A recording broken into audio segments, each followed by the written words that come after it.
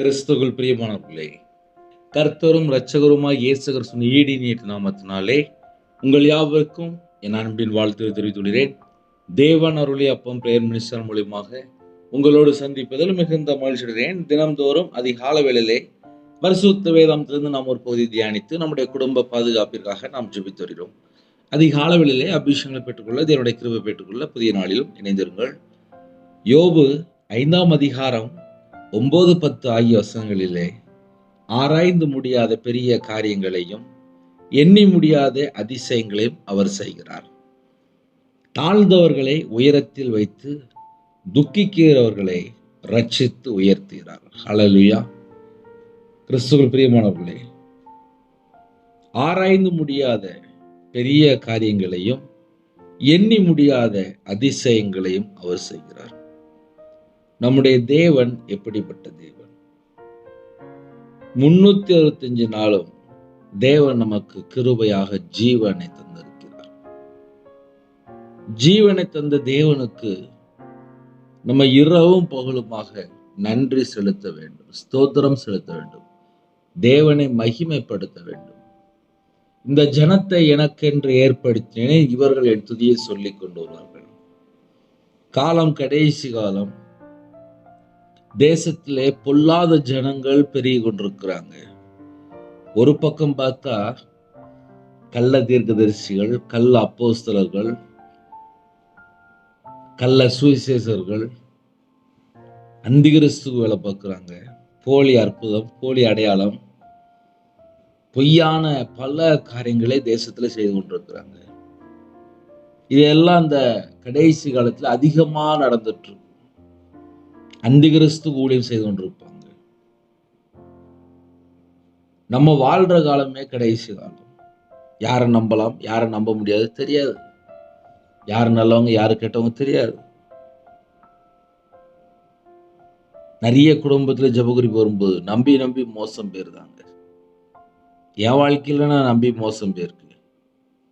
நம்ம வாழ்ற காலமே கடைசி காலம். ஆனால் தேவன் கிருபையாக 24 மணி நேரமும் ஜீவனை கட்டளையிடுகிறார். பிசாசு எதுக்கு வாரான் அப்படின்னா ஜீவனை எடுக்க வாரான். ஆனா இயேசு கிறிஸ்து நம்முடைய வாழ்க்கையில வெளிப்பட்ட நோக்கம் என்ன? ஜீவனை கட்டளையிடுகிறார். அப்ப இந்த கடைசி காலம், ஒரு பக்கம் பார்த்தா பிசாசு போராட்டம், இன்னொரு பக்கம் பார்த்தா குடும்பத்துல பிரச்சனை, இன்னொரு பக்கம் பார்த்தா ஆவிக்குரிய வாழ்க்கையில வளர முடியல. ஆனா இதுக்கு நடுவுல கர்த்தர் மகிமையாக ஒவ்வொரு நாளும் நம்மளை நடத்தி கொண்டிருக்கிறார். நடத்தி கொண்ட தேவனுக்கு நாம் கோடான கோடி ஸ்தோத்திரங்களை ஏறெடுக்கணும். புதிய வருஷத்துல நாம் கடந்து போகும்போது இந்த வருஷத்துல நமக்கு என்னெல்லாம் தேவன் செய்திருக்கார், அது எல்லாவற்றையும் நாம் தேவனுக்கு நன்றி செலுத்த வேண்டும். தேவன் கிருபையாக நம்மளை பாதுகாக்கிறார்.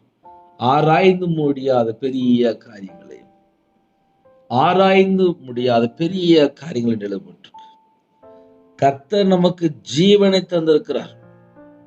யோபனுடைய வாழ்க்கையில உபத்திரம்.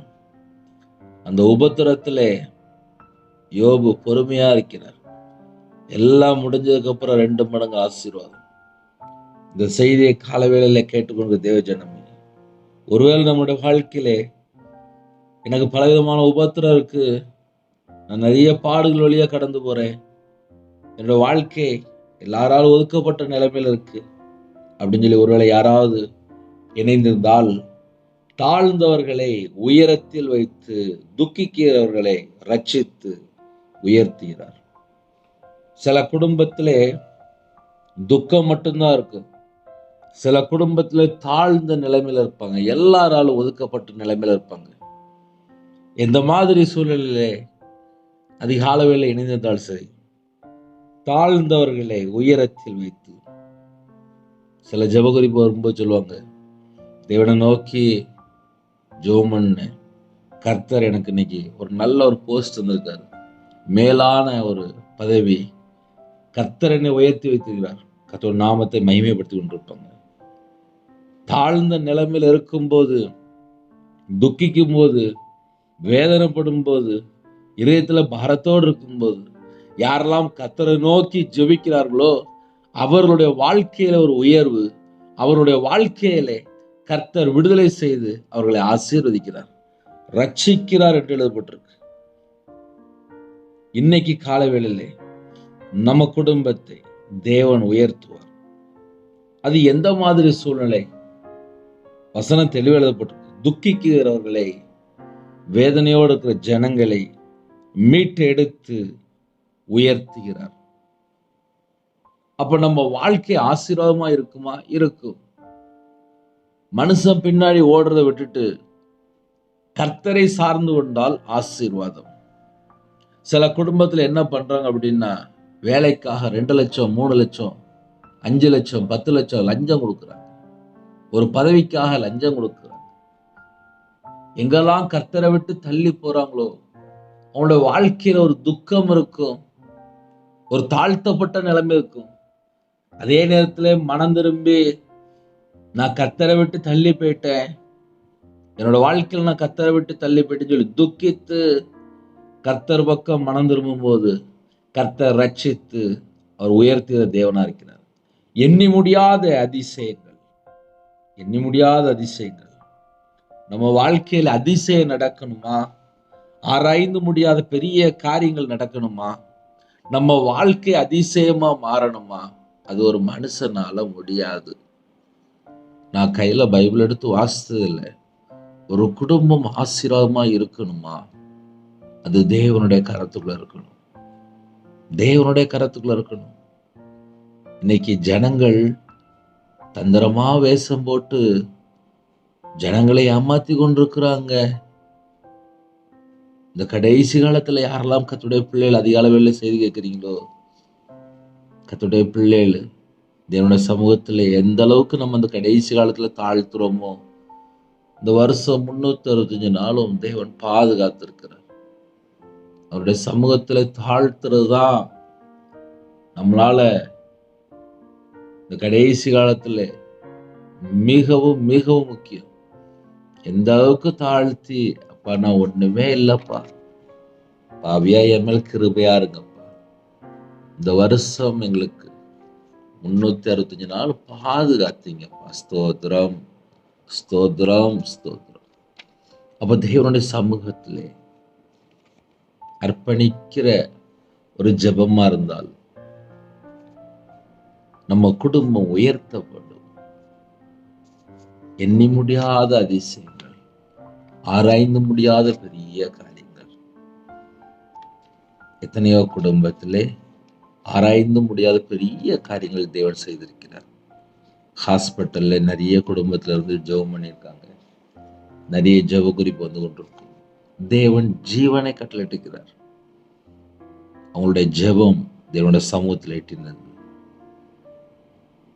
நம்ம ஒவ்வொரு நாளும் பல சூழ்நிலையில வெளியில போயிட்டு வந்துட்டு இருக்கிறோம். 365 நாளும் வண்டி ஓட்டுறவங்க இருக்கிறாங்க, டிரைவிங் லைன்ல இருக்கிறாங்க, கார் ஓட்டுவாங்க, பஸ் ஓட்டுவாங்க.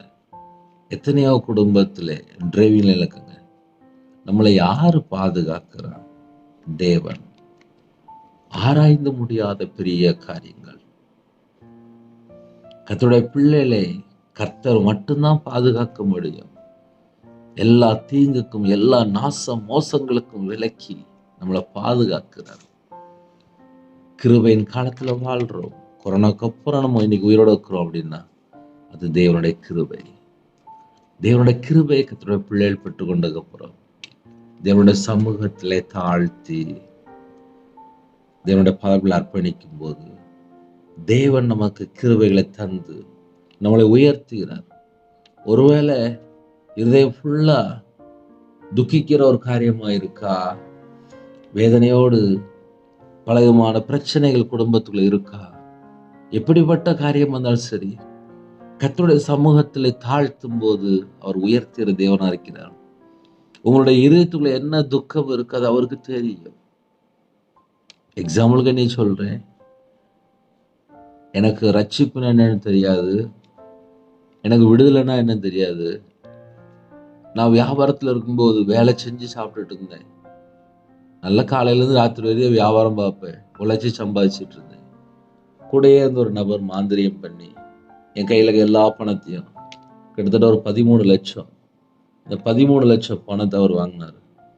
அதனால் என்னுடைய வீடு விற்று, சொந்த வீடெல்லாம் விற்று, எல்லாத்தையும் நகையெல்லாம் விற்று நான் நடு ரோட்டுக்கு வந்தேன்.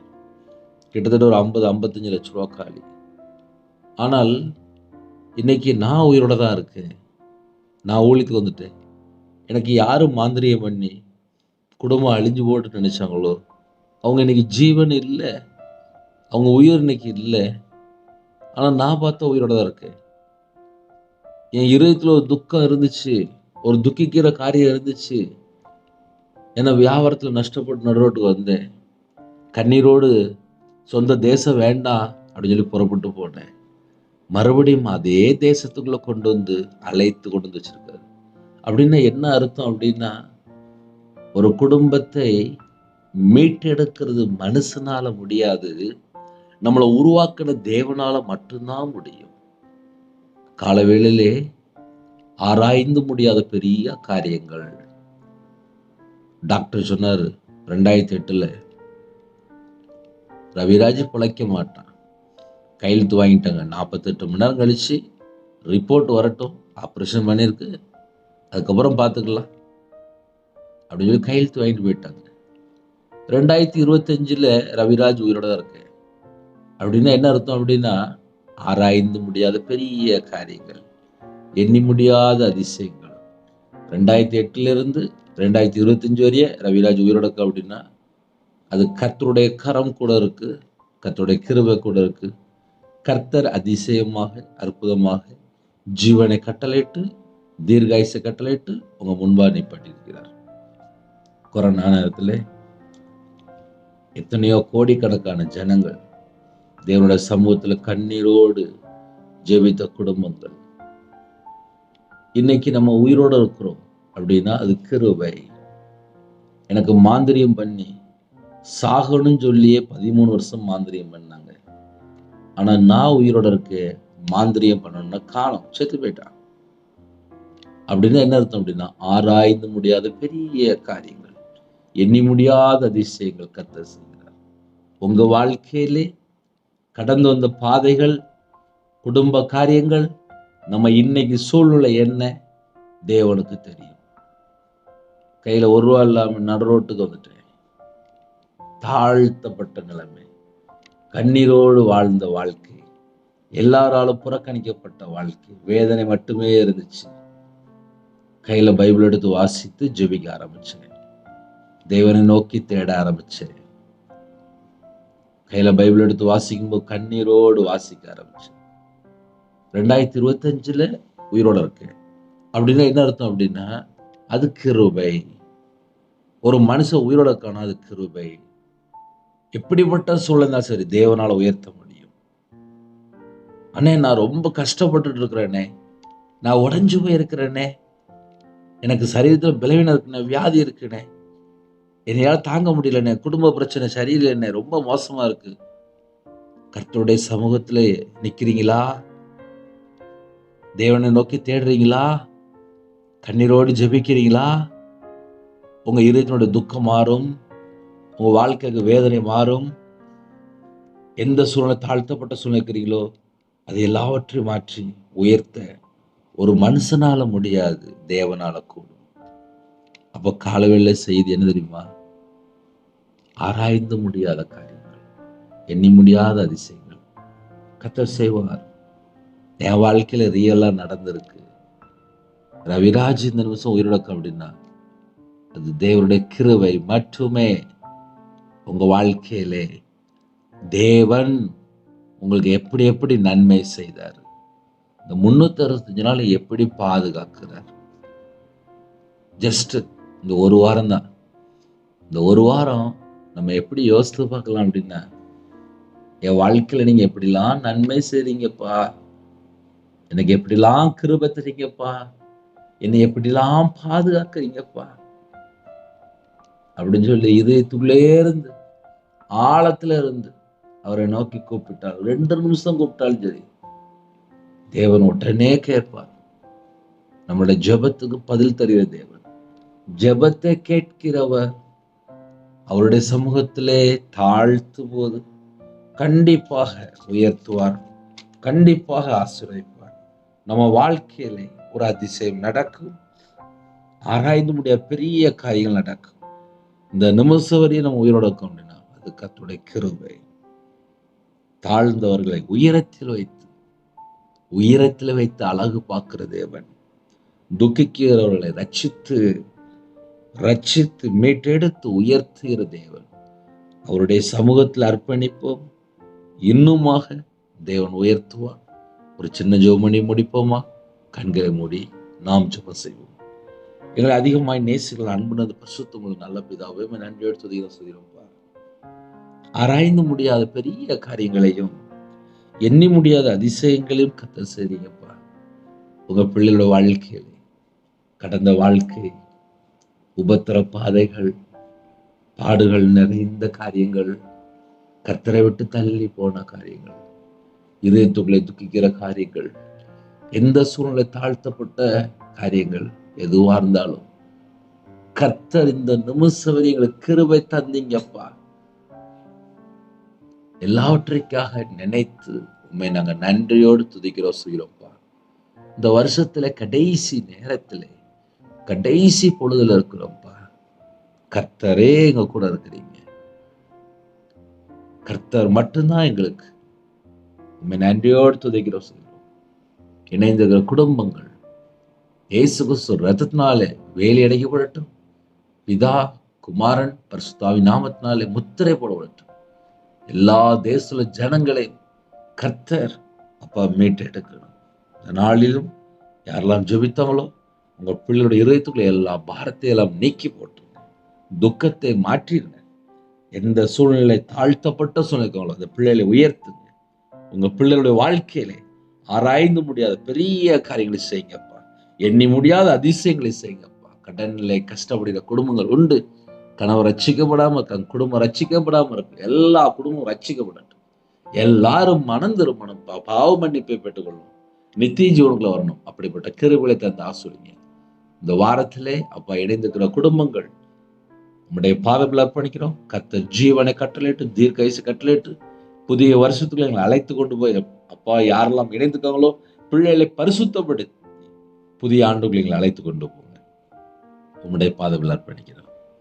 பிறந்த நாள், திருமண நாள் யாரெல்லாம் கொண்டாடுறாங்களோ கர்த்தருடைய கரம் பிள்ளைகளை கொண்டு 1000 தலைமுறைக்கு ஆசீர்வதிங்க. பிள்ளைகளோட வாழ்க்கையில கிருபை நன்மை தொடரட்டும். இரவும் போலுமா ஜெபிக்கிறவங்க தீர்காயுசாங்க, குறைகள் குற்றங்களை மன்னிங்க, வியாதியை நீக்கி போடுங்க, பலவீனத்தை நீக்கி போடுங்க. இன்னைக்குள்ள தேவைகள் எல்லாவற்றையும் சந்தித்து எல்லா குடும்பத்தையும் ஆசீர்வதிங்க. எல்லா குடும்பமும் ஆசீர்வதிப்பட்டும். பலவிதமான தேவைகள் எல்லாவற்றையும் கர்த்தர் கூட சந்திங்க. முன்னும் பின்னுமா தேவ நிப்பாட்டி பாதுகாத்து கொள்ளுங்க. இந்த நாளை எங்களுக்கு ஆசீர்வதித்தோம். உங்களுடைய கிருபையினால் நிரப்புங்க, உங்களுடைய பிரசனத்தினால் மூடுங்க, உங்களுடைய மகிமையினால மூடுங்க. உங்க ஜீவனுக்குள்ள அர்ப்பணிக்கணும். இணைந்திருக்கிற எல்லா ஜனங்களுடைய தேவைகளையும் கர்த்தர் 1000 மடங்கு சந்திங்கப்பா. எண்ணி முடியாத காரியங்கள் சந்திங்கப்பா. ஆராய்ந்து முடியாத பெரிய காரியங்கள் சந்திங்கப்பா. நீங்க சந்திச்சாலே போதும். கற்பத்தினை உண்டாகும். மாசமா இருக்கிற பிள்ளைகள் ஆசிரியங்க. டெலிவரி போற குடும்பத்தை கர்த்தர் நார்மல் டெலிவரி ஆகித்தாங்க. வாலிப பிள்ளைகள் ஏற்ற துணை தாங்க. திருமணத்துக்கு ஆயத்தமா இருக்காங்க, வாசல் திறந்தாங்க. திருமணம் முடிந்ததுக்கு அப்புறம் யாரெல்லாம் கண்ணீரோடு துதிக்கிறாங்களோ அவங்களோட வாழ்க்கையில் ஆராய்ந்து முடிய பெரிய காரியங்களை செய்யுங்க. எல்லா தேச ஜனங்களையும் கர்த்தர் மீட்டெடுங்க. வேற நாட்டுக்குள்ள இருக்காங்க, அவங்க இருக்கிற இடத்துல கர்த்தருடைய கரம் கூட இருக்கட்டும். அடியே நம்முடைய பாதங்கள் அர்ப்பணிக்கிறோம். தேவன் அருளி அப்பம் பிரேயர் மினிஸ்டர் மூலம் இணைந்த குடும்பங்கள் இயேசுக்கு சிறந்தநாள் வெளியேறப்பட்டோம். கர்த்தர் பொறுப்படுத்துங்க. துதிகான மகிமையெல்லாம் ஒருக்கே செலுத்தினோம். இயேசு கிறிஸ்து பிதாவே ஆமென். தேவனுக்கே மகிமையுண்டதாக. கர்த்தர் தாமே உங்களையும் உங்கள் குடும்பத்தில் சகல காரியத்தில் சம்பூர்ணமாக திருப்தியாக கர்த்தர் கொடுத்து ஆசீர்வதிப்பாராக. ஆமென். கர்த்தராகிய இயேசுவின் கிருபையும் பிதாவாகிய அன்பும் பரிசுத்தருடைய ஐக்கியமும் இப்பொழுதும் எப்பொழுதும் சதா காலங்களிலும் நம்ம கொடுப்பதாக. ஆமென். கிறிஸ்துவுக்குள் பிரியமானவர்களே, 9363064181 என்ற நம்பர் உண்டால் நாங்கள் உங்களுக்காக குடும்பத்துக்காக ஜெபிப்போம். God bless you. Thanks for watching. Please subscribe our channel. Click the like and share. Click the bell. God bless you.